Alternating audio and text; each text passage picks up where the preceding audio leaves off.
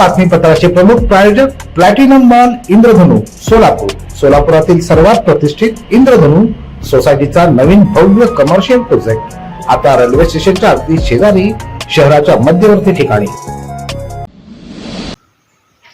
आज सकाळी राज्याचे उपमुख्यमंत्री अजितदादा पवार यांच्या विमान अपघाताची आणि त्यांच्या मृत्यूची बातमी समजली। खरं म्हणजे ती बातमी सहन न होणारी होती। अशा प्रकारे महाराष्ट्राच्या राजकारणामध्ये अतिशय आपल्या कामाचा ठसा उमटवणारे अजितदादा पवार हे सकाळी लवकर कामाला सुरुवात करायचे आणि पूर्ण वेळ लोकात राहून ते काम करायचे। त्यामुळे त्यांची लोकप्रियता खऱ्या अर्थानं महाराष्ट्राचा लोकनेता म्हणून बनलेली होती।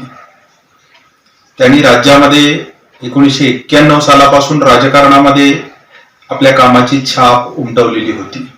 अनेक वेळा ते राज्याचे मंत्री, अर्थमंत्री, उपमुख्यमंत्री राहिले। प्रत्येक वेळी त्यांनी अत्यंत चांगल्या प्रकारचं काम करून महाराष्ट्रातला सर्वसामान्य समाज असेल, प्रामुख्याने शेतकरी समाज असेल, त्या शेतकऱ्यांच्या प्रती अजितदादांचं काम हे स्मरणात राहील अशा प्रकारचंच होतं।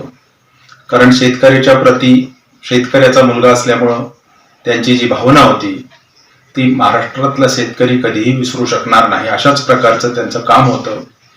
अशा या हरहुन्नरी नेत्याला महाराष्ट्र मुकला। खरं म्हणजे अजितदादांच्या सोबत त्यांना भेटण्याचा, त्यांच्या सोबत काम करण्याचा योग आम्हालाही आला।